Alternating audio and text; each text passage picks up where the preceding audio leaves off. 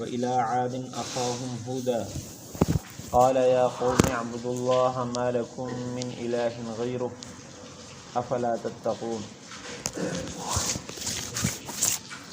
ہم نے بھیجا قوم عاد کی طرف ان کے بھائی ہود علیہ السلام کو۔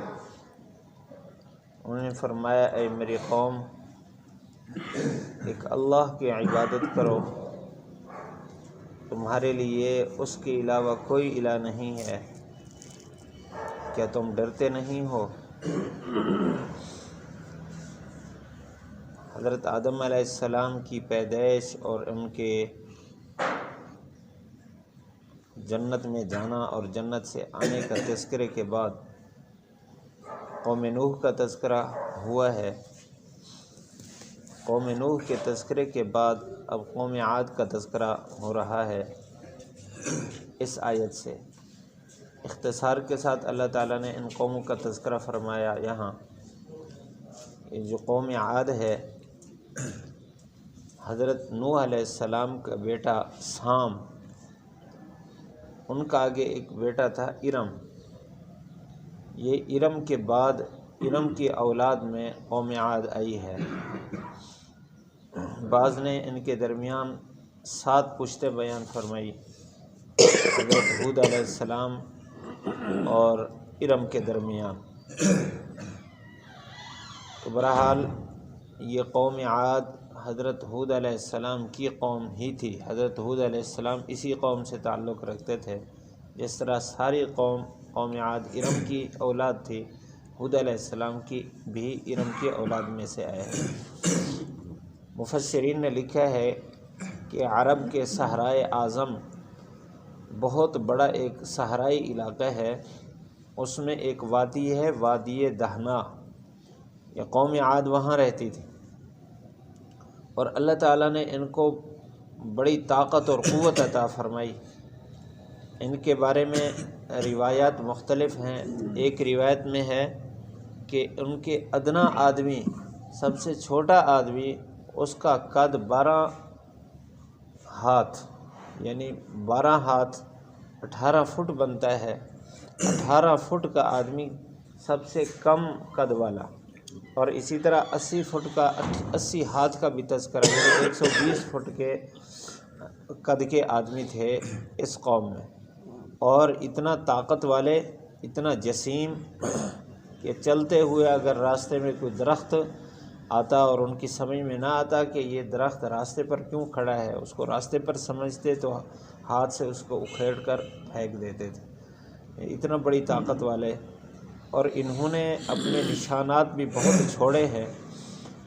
تقریباً 6000 سال تک وہ حضور صلی اللہ علیہ وسلم کے زمانہ تک وہ نشانات باقی رہے، ان کے کھڈرات باقی رہے۔ بعض مورخین نے تو اب تک بھی موجود نشانات کی ان کی طرف نسبت کی ہے۔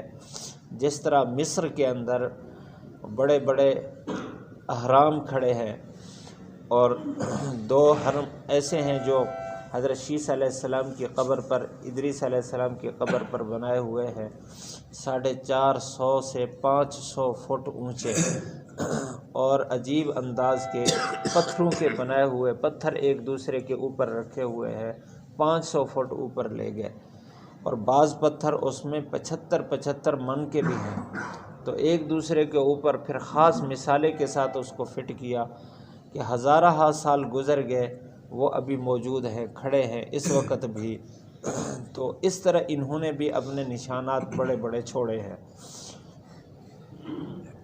یہ جو قوم ہے، اس قوم کے بارے میں فرمایا وَإِلَىٰ عَادٍ أَخَاهُمْ هُودًا، اس قوم میں ان کے بھائی ہود علیہ السلام کو بھیجا۔ ہود کا نام غابر بھی لکھا ہے مفسرین نے۔ باقی ہود علیہ السلام کو ان کا بھائی کیوں کہا؟ تو یہ جو اخوت ہے، بھائی چارہ ہے، یہ کئی قسم کا ہوتا ہے۔ کبھی وطن کے اعتبار سے بھائی کہہ دیا جاتا ہے، جس طرح دوسرے ممالک میں ہوں تو کہہ دیتے ہیں پاکستانی بھائی، اور کبھی زبان ایک ہو تب بھی اس کو بھائی شمار کیا جاتا ہے، اور کبھی قوم ایک ہو تو بھائی شمار کیا جاتا ہے، کبھی دین ایک ہو تو اس کو بھائی شمار کیا جاتا ہے۔ تو حضرت ہود علیہ السلام قوم عاد کے دین پر تو نہیں تھے کیونکہ یہ مشرک تھے۔ حضرت ہود علیہ السلام کو اللہ تعالیٰ نے اپنا برگزیدہ نبی بنا کر بھیجا، تو وطنیت کے اعتبار سے، لسانی اعتبار سے، علاقائی اعتبار سے، یا جس طرح پہلے عرض کیا ہے کہ ارم کی اولاد میں تھے، تو اس اعتبار سے ان کو بھائی کہا۔ اخاہم ہودا، حضرت ہود علیہ السلام نے اس قوم میں بہت محنت کی ہے اور 450 سال تک، 460 سال یا 480 سال تک اس قوم میں محنت فرمائی ہے ہود علیہ السلام نے۔ اس قوم میں بھی چند بندے تھے جو ان پر ایمان لائے، باقی سب مخالف رہے۔ اللہ تعالیٰ کا ان پر عذاب آیا ہے، آگے اس کا تذکرہ آ رہا ہے۔ حضرت ہود علیہ السلام نے اس قوم کو جو دعوت دی، قال یا قوم اعبدوا اللہ، ایک اللہ کی عبادت کرو۔ پیچھے نوح علیہ السلام کی دعوت میں بھی اسی بات کا تذکرہ تھا۔ مفسرین فرماتے ہیں کہ ہر نبی نے سب سے پہلے توحید کی دعوت کیوں دی؟ اس کی وجہ یہ ہے کہ انسان کی جو فکر ہے، جب یہ پاک ہوتی ہے تو اس کے بعد زندگی پاک ہوتی ہے۔ اگر فکر پاک نہ ہو تو پھر اس کے بعد اعمال پاک نہیں ہوتے۔ اس وجہ سے جو آدمی مشرک ہے اس کے اعمال اللہ تعالیٰ قبول نہیں فرماتے، جو کافر ہے اس کے اعمال قبول نہیں فرماتے۔ جتنا رفاہی ادارے کھول لے، رفاہی کام کر لے، قوم کی خدمت کر لے، لیکن اگر عقیدہ ٹھیک نہیں ہے تو اس کے اعمال معتبر نہیں ہیں، کیونکہ عقیدہ پاک ہوتا ہے تو اعمال پاک ہوتے ہیں۔ عقیدہ اگر پاک نہ ہو تو اعمال پاک نہیں ہوتے، اور سب سے بنیادی چیز اللہ تعالیٰ کی توحید ہے۔ اس وجہ سے اس کا تذکرہ یا قوم اعبدوا اللہ ما لکم من الہ غیرہ، اللہ کے علاوہ تمہارا کوئی الہ نہیں ہے۔ اور وہ اپنی طاقت اور قوت کی بنیاد پر فخر میں تھے، تکبر میں تھے، کہتے تھے من ہوا اشد منا قوہ، ہم سے زیادہ تو قوت والا کون ہے؟ اور نعوذ باللہ حضرت ہود علیہ السلام کی دعوت پر کہتے ہیں کہ آپ اپنے رب کو ہمارے سامنے لائیں، ہم ان کے ساتھ کشتی کریں گے۔ اس طرح کی گستاخیاں بھی انہوں نے کی ہیں۔ حضرت ہود علیہ السلام نے مسلسل دعوت چلی، اس وجہ فرمایا افلا تتقون، تم اللہ سے ڈرتے نہیں ہو؟ اللہ تعالیٰ کی طاقت تو بڑی طاقت ہے، تم تو زمین میں رہتے ہو، اللہ تعالیٰ کی طاقت تو سارے زمین و آسمان پر اس کا فیصلہ اور اس کا قبضہ ہے، سب کچھ بنانے والا وہ ہے۔ لیکن قوم نے مخالفت کی۔ آگے قوم کے اس جواب کا تذکرہ آ رہا ہے۔ اس آیت میں ہمارے لیے سبق یہ ہے کہ توحید سب سے بنیادی ایک دعوت ہے انبیاء علیہ السلام کی، ہمیں وہ اختیار کرنی چاہیے۔ باقی قومیں گزرتی رہتی ہیں، ان کے نشانات بھی رہ جاتے ہیں۔ ایک اللہ تعالیٰ پر ایمان رکھنا اور ایک نبی کی اتباع کرنا، یہ انسان کو کام آتا ہے۔ اللہ تعالیٰ ہم سب کو عمل کی توفیق نصیب کرے۔